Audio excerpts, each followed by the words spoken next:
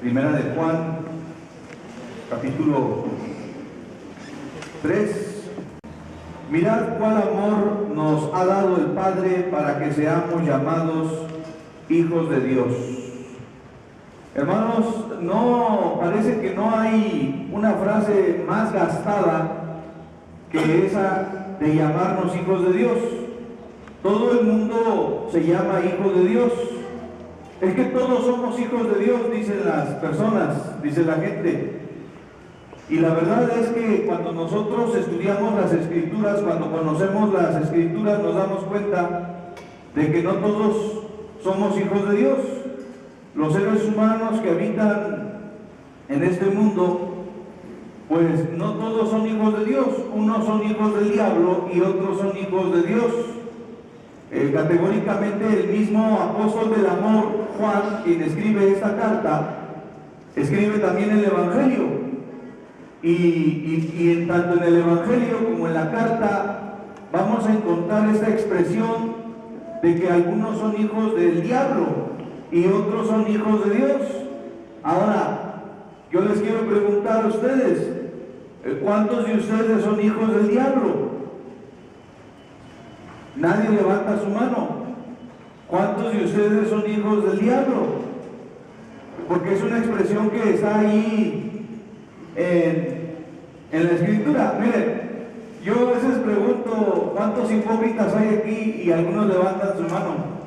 Pero cuando digo cuántos son hijos del diablo, ahí sí la piensan más para levantar su mano. No, yo no soy un hijo del diablo. Es una expresión bien fuerte, ¿no es así? Fuerte, la expresión hijo del diablo. Imagínense cómo lo pueden sopesar las personas cuando nosotros le decimos no todos son hijos de Dios. Unos son hijos del diablo y otros son hijos de Dios.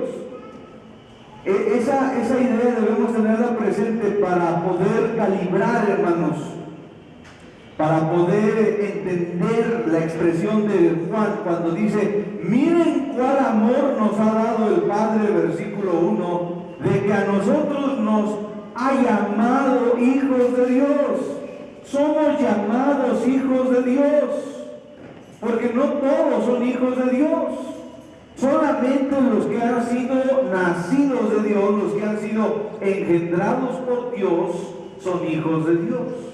Solamente los que han nacido espiritualmente, los que han tenido en ellos efecto la obra de la regeneración, que es el nuevo nacimiento espiritual.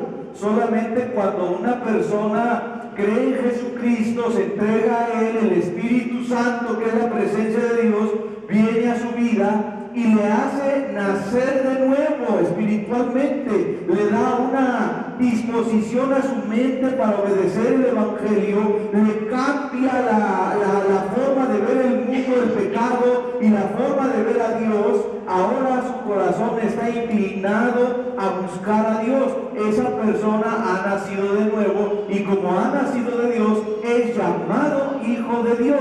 Pero aquel que no ha experimentado el nuevo nacimiento o la regeneración no es hijo de Dios. Así que nosotros estamos durante todos los días de la semana interactuando con hijos del diablo y con algunos hijos de Dios. Aquel que ha creído en Jesucristo, aquel que acepta al Padre, aquel que acepta al Hijo, aquel que ha nacido de nuevo, es hijo de Dios. El que no, es hijo del diablo. Miren ustedes con cuánto amor nos ha amado el Padre, que nos ha llamado hijos de Dios. Por eso el mundo no nos conoce, porque no le conoció a Él. El mundo no conoce a ese Dios verdadero. El mundo no conoce el amor. El mundo no conoce a Dios. El mundo, estoy hablando, el campo de fuerza del maligno. Ahí donde el maligno es el rey, es el príncipe de las tinieblas. Ahí, ese mundo, esas personas dominadas por la forma de pensar mundana, por la forma de pensar que el diablo ha infundido a través de filosofías, de corrientes de pensamiento en el mundo. Ese mundo no conoce a Dios, no conoce al amor, no conoce verdaderamente a Jesucristo. Superficialmente han oído de Cristo, han oído que murió en una una cruz. Algunos dudan de Él, algunos dudan de Dios, algunos dudan que creó este mundo, pero ellos han oído, sin embargo, no han nacido de nuevo, no han tenido un encuentro personal, vivificador, salvífico en sus vidas. Entonces, este mundo no conoce verdaderamente al Dios de las Escrituras. Tiene un concepto de Dios equivocado, tiene un concepto de Dios deformado. Algunos dicen que debemos creer en Dios de acuerdo al concepto que cada quien tenga, y de eso no se trata. Se trata de creer en el Dios verdadero, en el Dios de las Escrituras. No se trata de que yo hago el Dios a mi manera, sino que yo me sujeto a lo que enseña la palabra de Dios, porque la palabra de Dios enseña quién es este Dios verdadero, cuáles son sus atributos, cuáles son sus características, cuál es su voluntad, cómo opera en el mundo, cuál es su obra. Ese es el Dios que necesito conocer, el que envió a su Hijo Jesucristo para morir por nuestros pecados, y todo aquel que cree en Él, se entrega a Él, vive para Él, no va a la condenación, sino que tiene vida eterna. Amados, versículo 2, ahora somos hijos de Dios y aún no se ha manifestado lo que hemos de ser. O sea, aún no llegamos a hacer todo lo que vamos a hacer. Y cuando veo esta frase, pienso automáticamente en la gran transformación que tendrá lugar cuando el Señor aparezca por su iglesia, cuando los muertos resucitarán, los muertos que hayan creído en Cristo, cuando nosotros los que estemos vivos, cuando venga el Señor, seremos transformados en las nubes, y entonces estaremos liberándonos de este mundo de corrupción y de este cuerpo de corrupción, y nuestro cuerpo corruptible será transformado en un cuerpo incorruptible. Y entonces experimentaremos la presencia de Dios en una forma en la que no la hemos experimentado aún. Porque ya los que somos hijos de Dios experimentamos su presencia, pero todavía no como la habremos de experimentar cuando seamos redimidos completamente por el Señor, cuando venga en las nubes y todo ojo le verá, y entonces los que han creído en Él serán llevados con Él. Y entonces, hermanos, todavía no somos lo que hemos de ser, pero aquí también en la tierra, si tú tienes unos 6 meses como cristiano, todavía no eres lo que debes de ser como cristiano. Todavía yo no soy lo que debo de ser como cristiano. Dios todavía no ha acabado la obra conmigo. Así que ahora somos llamados hijos de Dios y aún no se ha manifestado lo que hemos de ser, pero sabemos que cuando Él se manifieste seremos semejantes a Él, es decir, seremos transformados en semejanza a la gloria suya de ese cuerpo resucitado, que se le veían los clavos, se le ven los clavos, las heridas en los pies, en las manos, pero es un cuerpo glorificado, semejantes a Él, dice la Escritura, seremos, porque le veremos tal como Él es. Tendremos un encuentro con el Señor como no lo hemos tenido. Esos que han sido nacidos de nuevo, esos que ahora son hijos de Dios, que no son hijos del diablo, esos, dice, podrán estar en una franca comunión con Dios. Le verán como es Él. Y no se refiere tanto a una visión física literalmente, sino al experimentar su presencia en su plenitud. Estaremos con Él, y hermanos, también quiero decirles que no hay un pensamiento más erróneo que el que dice que en la gloria nosotros estaremos aburridos con batas blancas cantando por todo el tiempo al Señor. En el cielo habrá mucho más que eso. Podremos disfrutar cosas inimaginables. La Biblia nada más nos da unas ciertas señas acerca de lo que será en el cielo. Pero quiero decirle que si usted ha disfrutado algunas cosas en la vida aquí en el mundo, ni siquiera habrá comparación con lo que disfrutaremos en el cielo. Y no será solamente estar con batas blancas cantando. Habrá muchas cosas que hacer, disfrutar de la nueva creación que Dios hará para nosotros. La mujer que perdió a un hijo, seguramente allá le estará aguardando y lo disfrutará. Es que una vez leía a un autor que decía, yo imagino que si una mujer perdió a su hijo cuando éste tenía 5 años de edad, lo recobrará en el cielo y lo disfrutará como nunca lo pudo disfrutar aquí en el mundo. Por eso el cielo es más atractivo para algunos, porque el Señor promete ese tipo de cosas donde no habrá llanto, ni tristeza, ni dolor.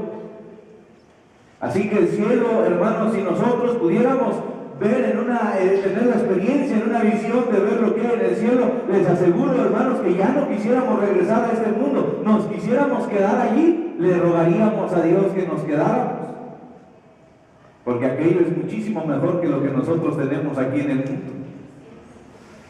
Así que todavía no llegamos allá, todavía no le vemos como es Él. Y todo aquel, versículo 3, que tiene esta esperanza en Él, se purifica a sí mismo, así como Él es puro. Yo tengo la esperanza de que veré al Señor, tengo la esperanza segura de que estaré en la gloria con el Señor. Entonces quiero estar limpio, quiero estar preparado, quiero llegar de la mejor manera allá con Él. Por eso dice, se purifica a sí mismo. Hay una intención. El verdadero cristiano, hermanos, tiene una intención de que su corazón sea puro, sea limpio. El verdadero cristiano, a lo mejor tú no tienes esa intención, a lo mejor tú no tienes esa intención en tu mente, en tu corazón, de estar limpio espiritualmente delante de Dios. A lo mejor tu vida es una vida sucia, con pensamientos sucios, con acciones sucias, con intenciones sucias. Pero no tienes en tu mente, en tu corazón, la intención de estar limpio delante de Dios. Es porque no eres de Dios. No eres de Dios. Pero los que somos de Dios tenemos la intención, tenemos el propósito de purificarnos más y más, de vivir más limpiamente delante del Señor. Porque Él está delante de nosotros aquí en el mundo, pero también llegaremos allá y queremos hacerlo de la mejor manera. Versículo 4. Todo aquel que comete pecado infringe también la ley, pues el pecado es infracción de la ley. O sea que aquí nos está dando una definición del pecado. ¿Qué es el pecado? Es la infracción de la ley. Cuando tú violas la ley de Dios, entonces estás cometiendo pecado. Ahora tú puedes decir, pero yo no conozco toda la ley de Dios, yo no conozco toda la Biblia. No importa. El desconocimiento de la ley, dicen los juristas, no me exime de sus consecuencias. Hay un ejemplo que un escritor pone muy sencillo. Dice que una vez él se metió a un callejón con su coche y dijo, ay, por aquí les puedo cortar camino y ganar a todos esos que están en la fila.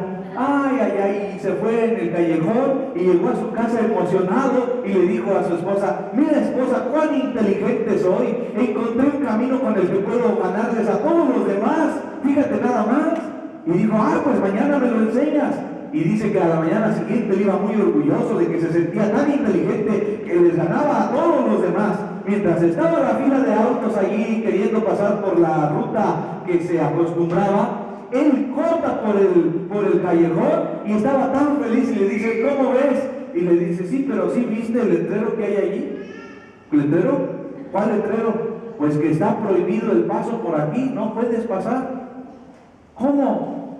¿Cuál letrero? Dice que se bajó del coche y fue a ver el letrero. Sí, efectivamente, entonces estoy mal, no puedo, estoy infringiendo la ley. Hermanos míos, el desconocimiento de la ley no me exime de sus consecuencias. Si el tránsito hubiera llegado y le hubiera puesto una infracción a este hombre, él no podría decir, es que yo no sabía que estaba ahí el letrero, no lo vi. No importa, la ley está puesta ahí, tú la infringiste y ahora tienes que pagar. Pecado es infracción de la ley. La ley de Dios, sus mandamientos. Aquel que no cumple con uno de sus mandamientos ha infringido la ley, ha violado la ley. Y por causa de eso entonces el hombre es condenado. El pecado es infracción de la ley, aclara Juan, versículo 5. Y sabéis que Él apareció para quitar nuestros pecados y no hay pecado en Él. Entonces, como el pecado era una violación de la ley y nosotros hemos violado la ley, a ver cuántos aquí han violado la ley de Dios. No todos, pero algunos. Entonces algunos de ustedes son perfectos, perfectísimos, porque no han violado ni un solo mandamiento. Pero yo quiero decirles, que ya también dijo Juan en el capítulo 1, el que dice que no tiene pecado es mentiroso y se engaña a sí mismo. Así que todos hemos pecado, todos hemos violado la ley de Dios, estamos condenados por nuestros pecados, y como estábamos condenados por nuestros pecados, por eso apareció Cristo, para resolver ese gran problema y salvarnos. Versículo 5, y sabéis que Él apareció para quitar nuestros pecados y no hay pecado en Él. Y esa es la cualidad que Cristo tiene, por la cual puede salvarnos y perdonar nuestros pecados, de que no hay pecado en Él. Es el Cordero de Dios que quita el pecado del mundo. Es el Cordero sin mancha que puede salvar al hombre. Versículo 6, todo aquel que permanece en Él no peca, todo aquel que peca no le ha visto ni le ha conocido. Y aquí tengo que hacer una aclaración, porque este versículo tiene que entenderse. Primero, hermanos, para que un versículo pueda entenderse correctamente, tiene que estudiarse en el contexto inmediato. El contexto inmediato son los versículos anteriores y posteriores a ese versículo.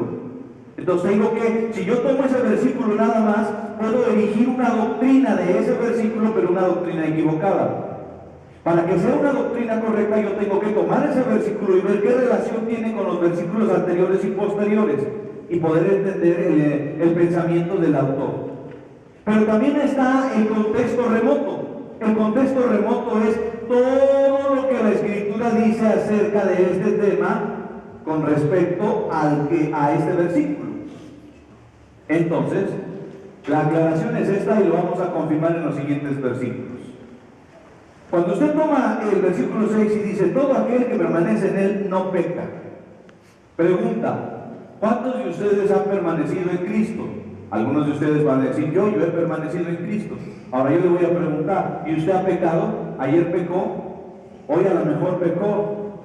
Entonces usted podría decir a alguien que tome tajantemente esta frase, que usted no es de Cristo porque ha pecado. ¿Por qué? Dice, todo aquel que permanece en Él no peca. Esa frase de no peca, debemos entenderla bien. Otra vez el contexto me va a ayudar para esta explicación que voy a dar. Pero cuando dice, el que permanece en Él no peca, se refiere no a que nunca peque. No se refiere a que nunca más el cristiano va a caer en algún pecado. Se refiere a que no va a tener un estilo de vida pecaminoso, a que no va a practicar el pecado, no va a estar en esa vida del pecado practicando el pecado, sino que el que permanece en Cristo va a rechazar vivir en esa vida del pecado, va a estar de acuerdo con Dios en que eso está mal, y le preocupa el pecar, y quiere abstenerse de pecar, aunque a veces peca. Es como una manecilla magnética. La manecilla magnética siempre apunta al polo, pero es fácilmente desviada. Sin embargo, siempre vuelve al polo. Nosotros esa manecilla somos. El magnetismo es Dios, que permanecemos en Él, es su obra, su espíritu. El pecado a veces hace que la manecilla apunte hacia otro lado. Pero como nosotros ya somos de Cristo, hemos nacido en Cristo, hemos nacido de Dios, volveremos a Él, arrepentidos, para confesar nuestro pecado, y Él nos perdonará.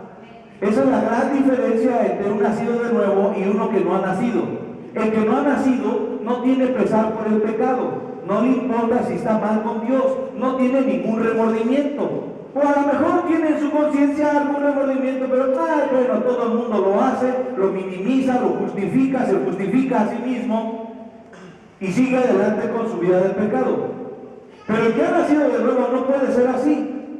El que ha nacido de nuevo se siente muy mal, se siente muy culpable porque ha pecado.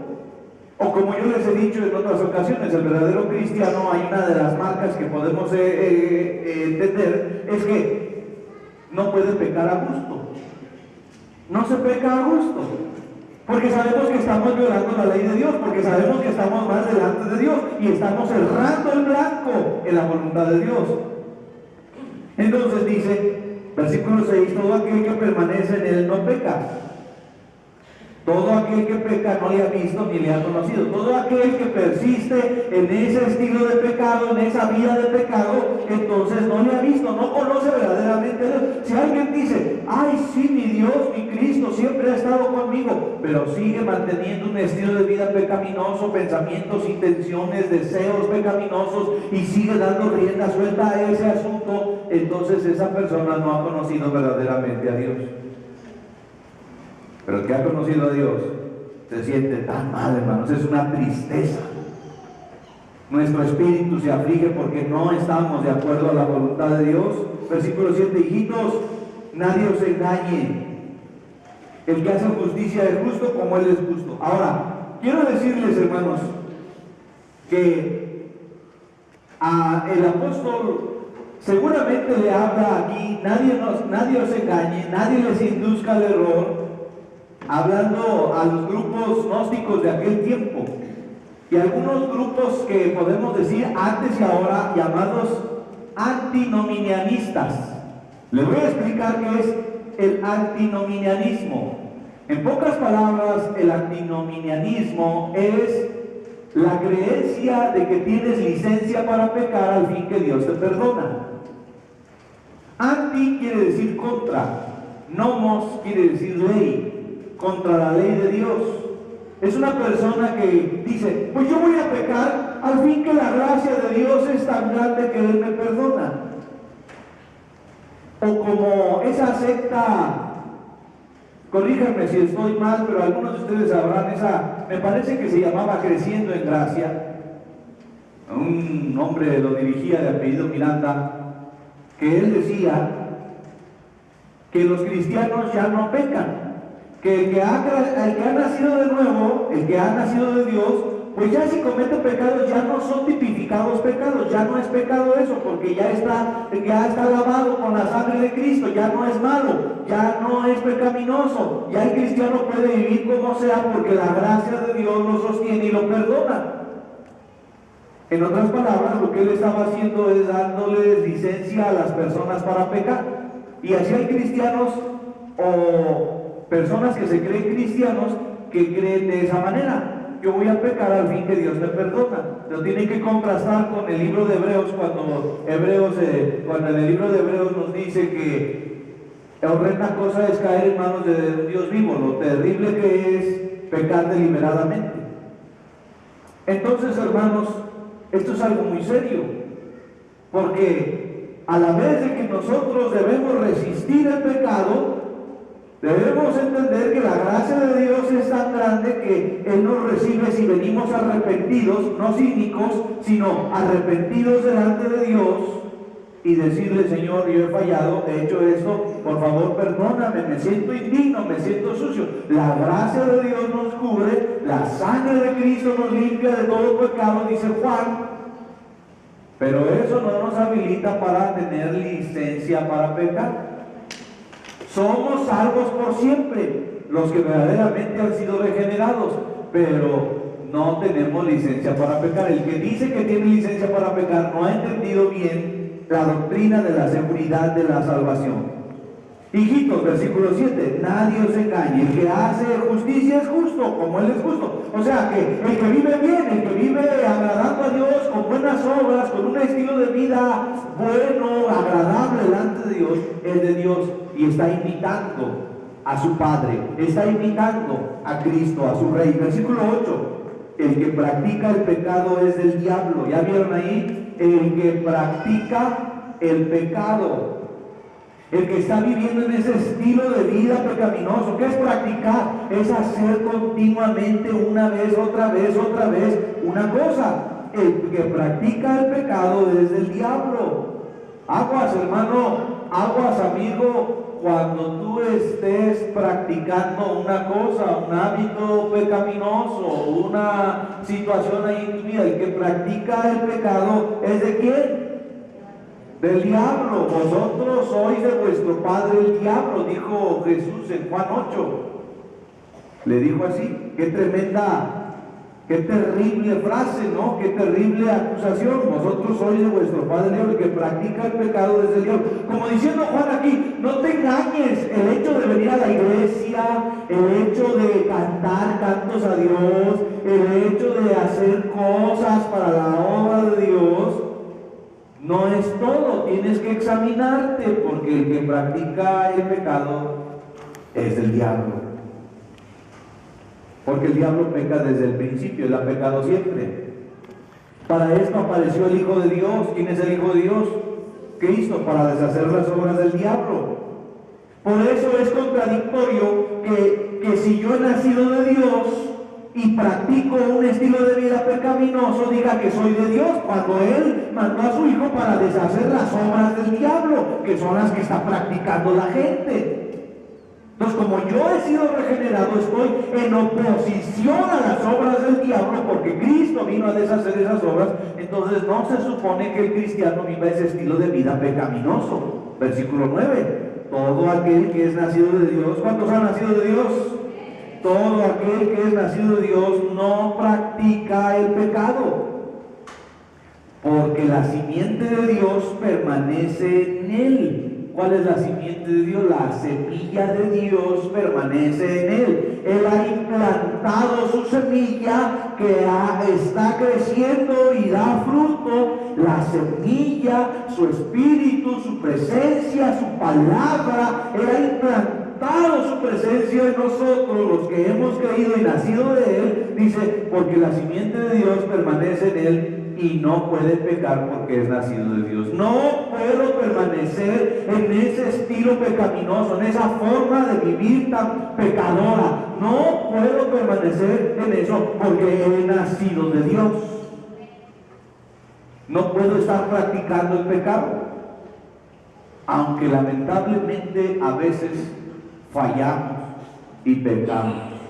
Nos descuidamos, bajamos la guardia. No estamos en una comunión tan estrecha con Dios y entonces pecamos. Si ustedes van al capítulo 1, por favor rápidamente, capítulo 1 de ahí mismo, de Primera de Juan, versículo 8, si decimos que no tenemos pecado, nos engañamos a nosotros mismos y la verdad no está en nosotros. Si confesamos nuestros pecados, Él es fiel y justo para perdonar nuestros pecados y limpiarnos de toda maldad.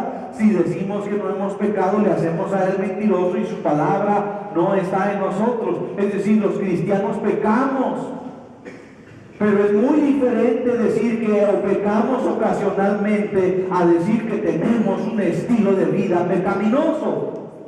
Y esa es la gran diferencia. Juan está aquí diciéndole, hermanos, no puedes llamarte hermano, no puedes llamarte hijo de Dios si vives un estilo de vida pecaminoso. Apártate de eso. Porque Cristo vino a deshacer las obras del diablo. Ahora, dice la gente, pero entonces yo seré hijo de Dios o seré hijo del diablo. Versículo 10, en esto se manifiestan los hijos de Dios, en esto se distinguen los hijos de Dios y los hijos de Él. ¿Ya ve cómo está la expresión? ¿Hijos de quién? Del diablo. Ahí está la expresión. No es que digan, ay, el pastor es muy violento, el pastor es muy agresivo, que nos dice que hay hijos del diablo. Pues la Biblia es la que dice eso. Versículo 10, en esto se manifiestan los hijos de Dios y los hijos del diablo. ¿Cómo es? Todo aquel que no hace justicia, número 1, aquí hay dos marcas del verdadero cristiano: debe hacer justicia y debe amar a su hermano. Si alguien quiere saber si es verdaderamente hijo de Dios, debe pensar en estas dos cosas. ¿Cómo está mi testimonio? ¿Cómo están mis obras? ¿Cómo es mi estilo de vida? Si mi estilo de vida es justo, es limpio, caracterizado por buenas cosas, por buenas obras, entonces ya cubrí el primer requisito. Pero la segunda marca es que debo amar a mi hermano. ¿Quién es mi hermano? Mi prójimo. Pero si en tu corazón hay odio, hermano, si en tu corazón hay odio, pues entonces ten cuidado, porque a lo mejor te estás engañando. Examínate, porque estás engañado. No eres de Dios, eres del diablo. ¿Tienes odio con alguien? ¿Quisieras ver muerto a alguien?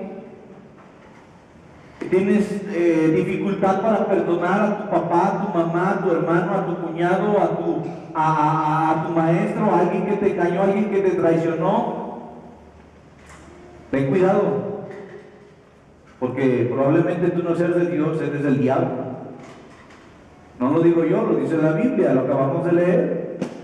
Todo aquel que no hace justicia y que no ama a su hermano no es de Dios. No te engañes, no eres de Dios. Si tu corazón no es un corazón el que haya amor por su hermano, estás condenado, hermano mío. Porque una marca indisoluble de la fe es el amor. Van juntos.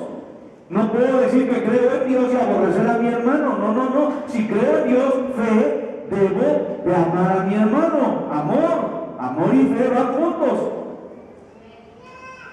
Entonces, ahí está la marca. Ahora, ¿tú qué eres? ¿Hijo de Dios o hijo del diablo? He preguntado esto en algunas mesas cuando comparte el Evangelio. Y recuerdo a 2 o 3 personas que se le salieron las lágrimas diciendo: es que verdaderamente yo soy hijo del diablo, hija del diablo, me dijo. Y le pregunté por qué. Dice: porque mis obras son malas.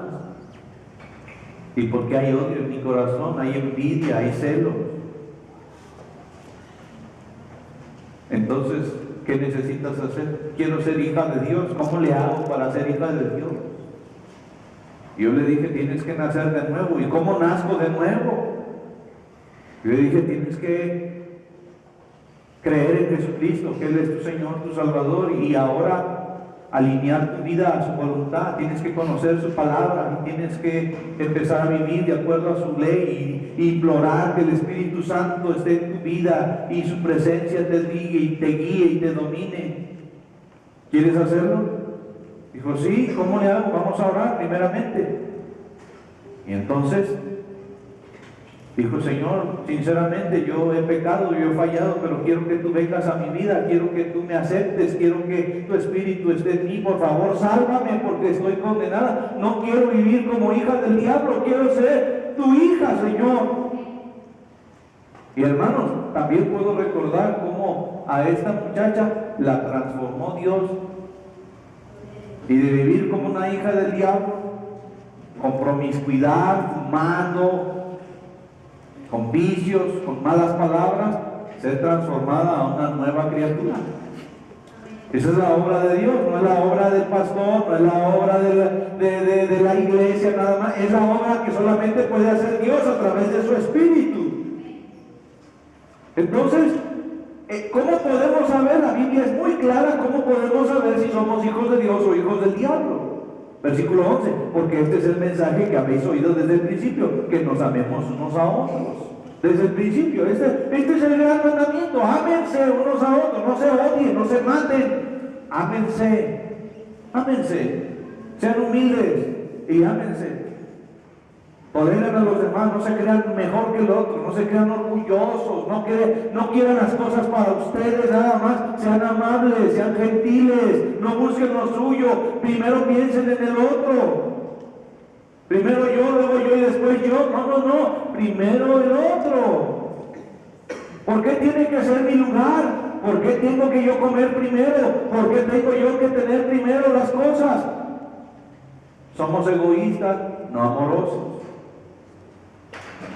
Pero la Biblia dice que desde el principio el primer mandamiento, el mandamiento antiguo más bien, es que nos amemos unos a otros. Y luego el apóstol recurre a un ejemplo en la ilustración de los 2 primeros hermanos que hubo sobre la tierra, hermanos. Nombres de esos 2 hermanos que hubo sobre la tierra: Caín y Abel. ¿Cuál fue el problema entre estos 2 hermanos, hermanos? ¿Cuál fue el problema? Abel entrega una ofrenda correcta, porque él da lo mejor. Tuvo tanta fe en Dios, creyó tanto en Dios, que él entregó lo mejor que pudo ofrecerle. Pero Caín fue indiferente. Ahí se va, unos chiles aplastados, unos tomates ahí de antier y unas cebollas ahí todas feas, ya medias negras. Total, pues es para Dios, Él comprende. No hay fe. ¿Dónde podemos ver que no hay fe? En la demostración de sus obras. Pero miren, pasó algo, no pierda de vista esto que pasó cuando Abel entrega su ofrenda y Caín viene a entregar su ofrenda. Abel, con la actitud que tiene Abel, con la forma de actuar de Abel, deja al descubierto la mala forma de Caín. Cuando Abel se esfuerza en amar a Dios y en seguir a Dios, entonces evidencia lo malo de Caín. Por eso dice el versículo 12, no como Caín, que era del maligno y mató a su hermano. ¿Y por qué causa le mató? Porque sus obras eran malas. ¿Y las de su hermano qué? Justas. Por eso el versículo 13, hermanos míos, no os extrañéis si el mundo os aborrece. Fíjate, hermano, que te va a aborrecer, porque cuando tú actúas como Abel, siguiendo a Dios en tu trabajo, vas a evidenciar las obras malas de los Caínes.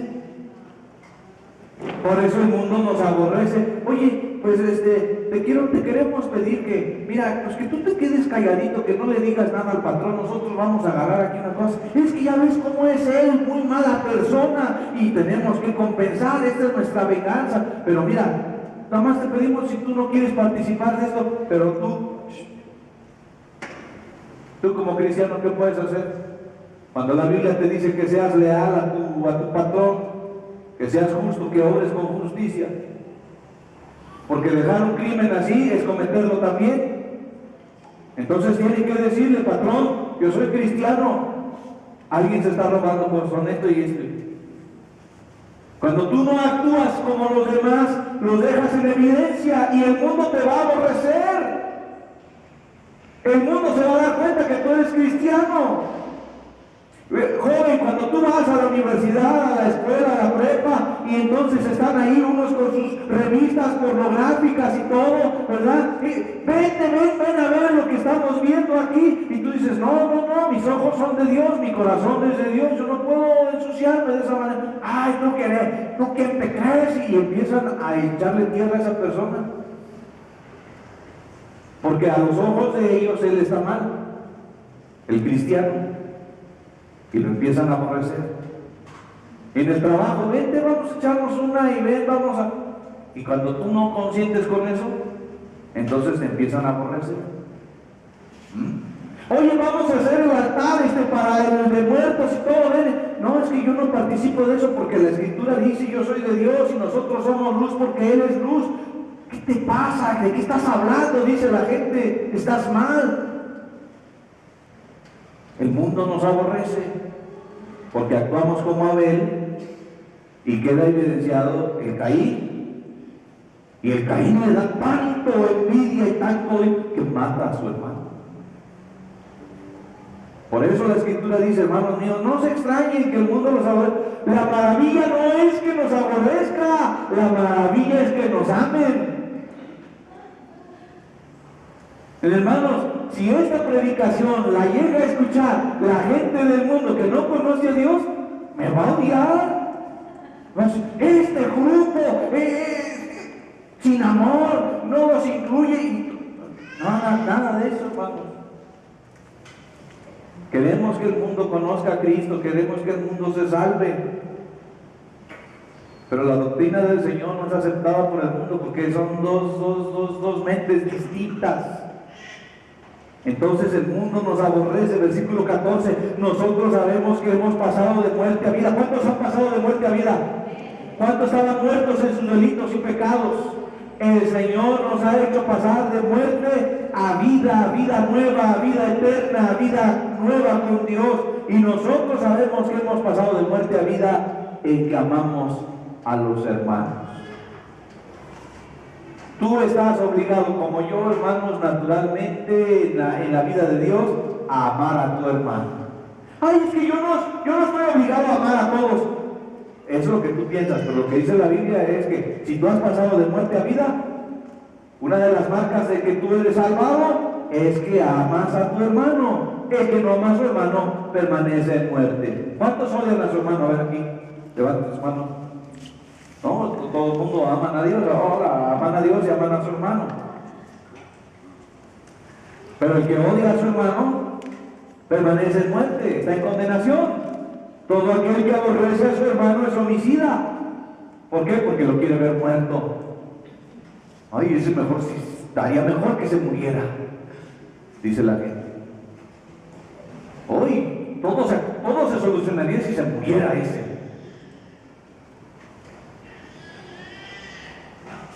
¿Lo hace? No. ¿Lo piensa? ¿Lo siente? Sí.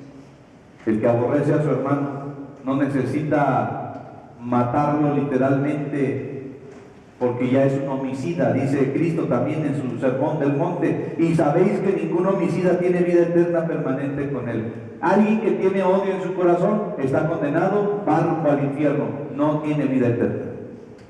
Tú puedes decir: yo me siento en esa silla, voy a la iglesia todos los domingos, hago cosas para Dios, pero odias a tu hermano, no tienes vida eterna. No te engañes, estás viviendo en un engaño. No tienes vida eterna, porque no tienes las dos marcas que estamos viendo aquí para los hijos de Dios. En esto hemos conocido el amor. Dios nos dio la muestra a través de Cristo. Cristo nos muestra, dice: en esto hemos conocido el amor, en que Él puso su vida por nosotros. Él puso su vida por nosotros. Ahí está el ejemplo. También nosotros debemos poner nuestras vidas por los hermanos. Ay, yo daría la vida por ti, le dice el novio a la novia. Yo daría la vida por ti, mi amor.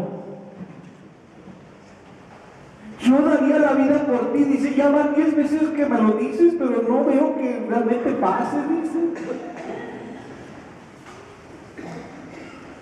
Dar la vida por los hermanos es una muestra de amor, hermano. La mayor muestra de amor es dar la vida. No se refiere solamente al hecho de que te mataran por el amor, sino de que, verdad, vivir amando, dando tiempo, trabajando, escuchando, considerando, aconsejando, ayudando materialmente, con dinero, con ayudas a las personas. Hermanos, eso es el amor práctico. Es poner la vida por el hermano. Hermanos, tú ves que un hermano está en necesidad, un hermano está enfermo. A veces aquí oramos por hermanos que están enfermos. Y el otro día fui a ver a una hermana enferma. Oramos por ella aquí, me pasan los papelitos. Hermano, usted es el único que me ha venido a visitar de la iglesia. Nadie más. ¿Cómo podemos decir, hermano, que verdaderamente tenemos un amor? Mientras yo esté bien, ¿qué importa a los demás? Dar la vida por el hermano a veces no significa el extremo de morir por la otra persona, sino de que en vida nosotros demos algo para ella, de que nos preocupemos por el hermano, de que le ayudemos de acuerdo a nuestras posibilidades. No se te exige que lo salves, se te dice que debes mostrar tu amor para con él. Y el mismo versículo nos dice, vean el 17 por favor, hermanos: pero el que tiene bienes en este mundo y ve a su hermano tener necesidad y cierra contra él su corazón, ¿cómo mora el amor de Dios en él? Tienes para darle y no le das. Pasó una viejita por la calle y le dijo a un muchacho: oye, hijito, ¿tendrás unos 10 pesos? Y le dijo, aquel hizo así, sonaron unas monedas allí, pero no traigo, doña. Hijito, ¿no tienes unos 10 pesos por ahí? No traigo, doña. Y le dijo la viejita: Dios te oiga, hijo.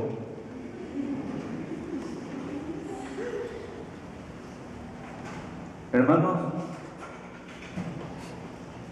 no aprietes el corazón cuando es hora de dar. Hay gente necesitada, la tenemos a nuestro alrededor.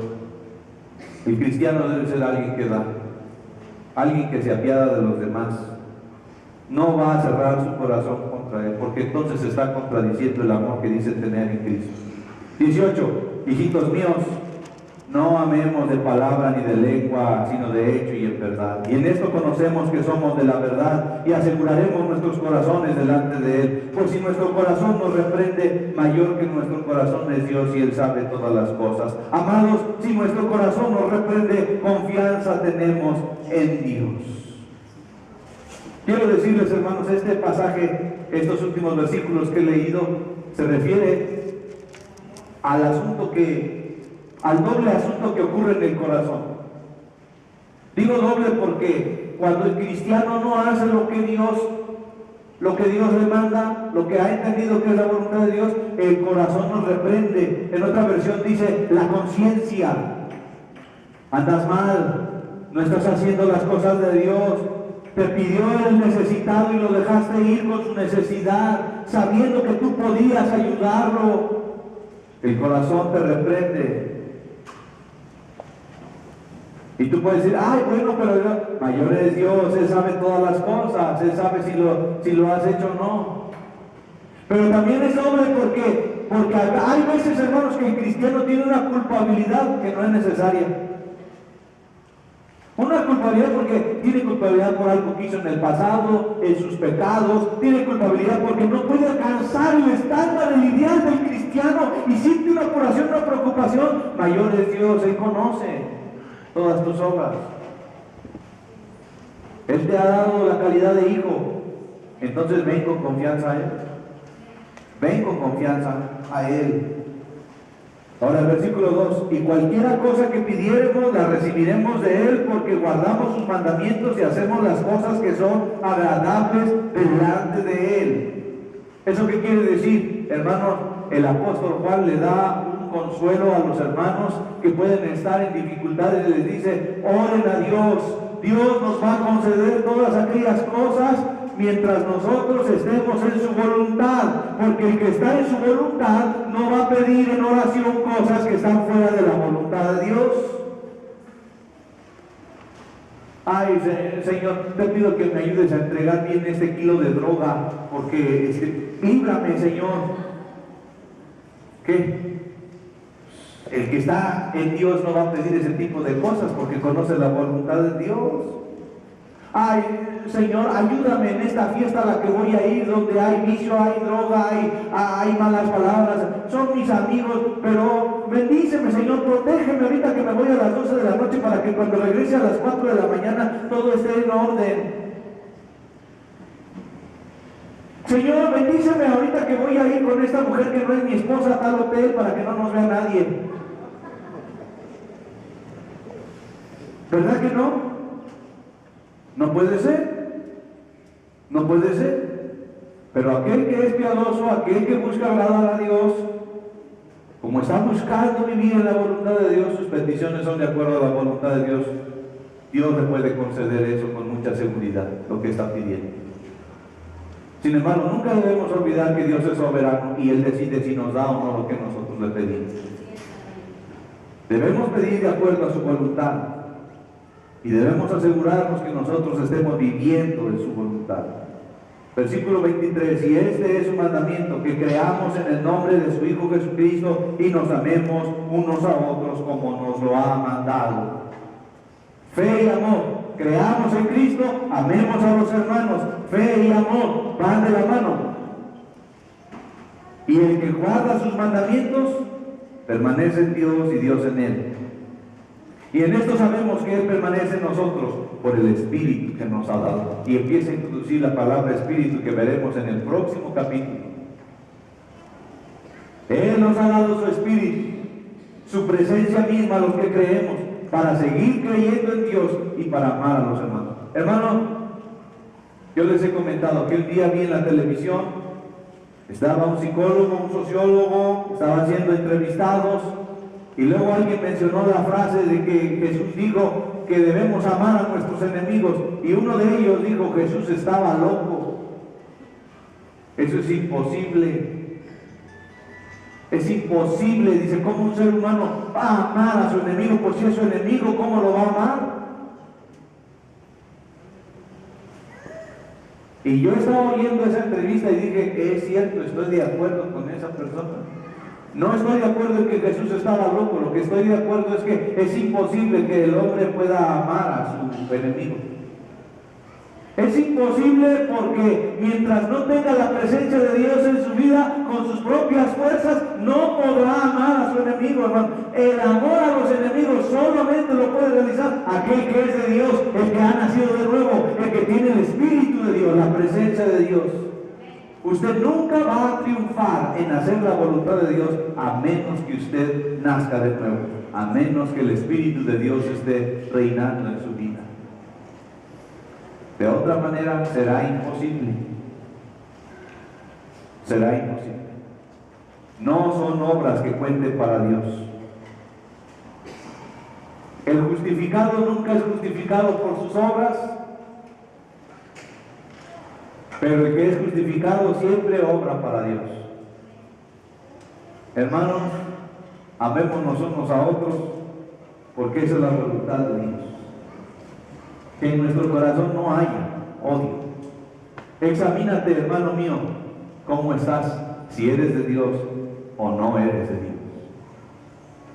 El mensaje del apóstol Juan ha sido demasiado claro en esta ocasión. Y yo te invito a que te examines. Si tienes algún pecado delante de Dios, entrégaselo. Si estás viviendo una vida pecaminosa delante del Señor, ya habla con Dios hoy y dile: Señor, no quiero más esto. Tú sabes que yo quiero abandonar eso, pero hay una cosa que me lleva a hacerlo.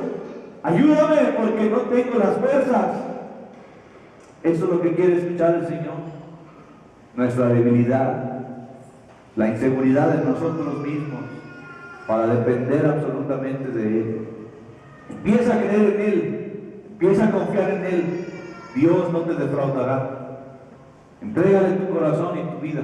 Él no te va a defraudar. Él te va a llevar adelante en la vida que Él ha dispuesto para sus hijos. Cerremos nuestros ojos, inclinemos nuestro rostro, oremos a Dios. Le pido a todos, por favor, que cierren sus ojos, inclinen su rostro, humillen su corazón a Dios. Si tú quieres doblar tus rodillas en tu lugar, porque la palabra de Dios ha tocado tu corazón, no importa quién es, lo que importa es Dios. Dobla tus rodillas ahí en tu lugar. ¿O quieres pasar aquí al frente y pedir al Señor esa gracia maravillosa que solamente Él puede dar para poder triunfar en la vida cristiana? ¿Tienes alguna necesidad? ¿Quieres venir a orar? Puedes hacerlo. Aquí está el reclinatorio. Puedes en tu lugar doblar tus rodillas, pero sobre todo tu corazón humillado delante de Dios. Padre, estamos delante de ti. Estamos expuestos, Señor, a tu presencia. Tu palabra ha sido expuesta a nuestras vidas. No queremos vivir engañados, Señor. No queremos pensar que estamos bien, que vamos muy bien, pero en realidad estamos tan mal. Podemos engañar al ser humano, podemos engañar a las personas, pero a ti nunca te podremos engañar, porque tú escudriñas hasta lo profundo del corazón del hombre. Tú sabes nuestros actos, nuestros secretos, los hechos que nadie conoce, tú los conoces, nuestras intenciones y pensamientos, tú los conoces, Señor. Tú conoces cuán negros han sido nuestros actos, y te pedimos, Señor, en esta hora que nos perdones. Tú sabes, Señor, si en esta hora hay personas aquí que están viviendo un estilo de vida pecaminoso, bendito Padre Celestial, y han sido esclavos del pecado, están atados con las cadenas de la maldad. Pero tú viniste, Señor Jesucristo, Dios eterno, tú enviaste a tu Hijo Jesucristo para deshacer las obras del diablo. Y nosotros sabemos que se pueden deshacer las obras del diablo a través de la fe en Jesucristo. Creemos que Jesucristo es el Señor y el Salvador de nuestras vidas. Creemos que Jesucristo es el único que puede salvar al hombre de sus pecados.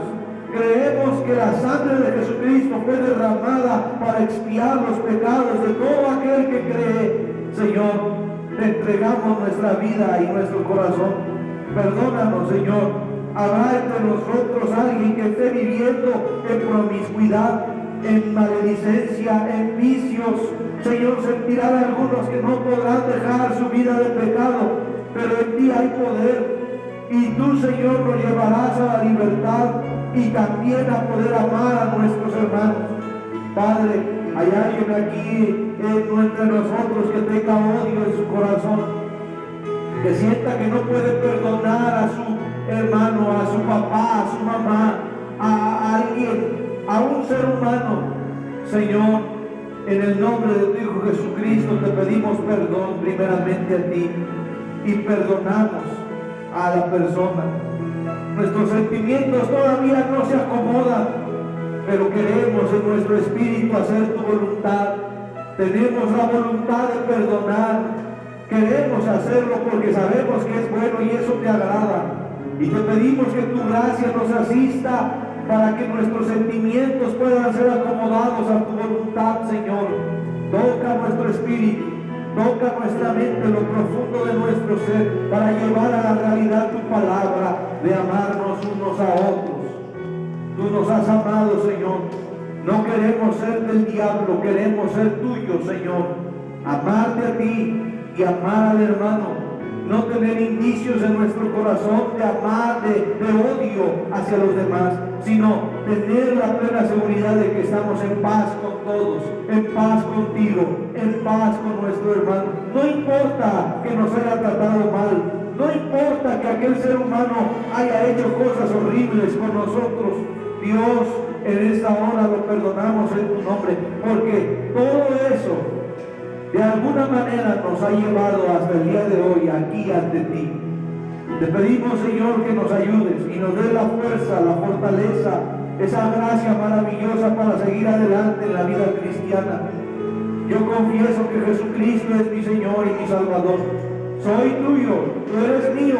Tu Espíritu Santo, Señor, presente en mi vida, llenando mi vida, llenando mi corazón. Que así sea, bendito Padre. Que queremos agradarte, queremos vivir rectamente delante de tus ojos, Señor, solamente con tu ayuda. Gracias, amado Padre, porque nos has hecho tus hijos y cuán amor nos has manifestado, que somos llamados tus hijos. Qué privilegio tan grande. Señor, ahora queremos experimentar el amor unos con otros, amar a las personas, amar a pesar de sus dificultades, amarlas, sentir ese amor y proyectarnos en obras prácticas del amor. Perdónanos cuando no hemos funcionado de esa manera, pero de hoy en adelante queremos ser más y más expresivos en nuestro amor. A tu nombre la gloria, la alabanza, a ti, Señor, el único Dios, sabio y eterno, bendito por los siglos de los siglos. Amén. Y vamos a entonar un himno, hermano.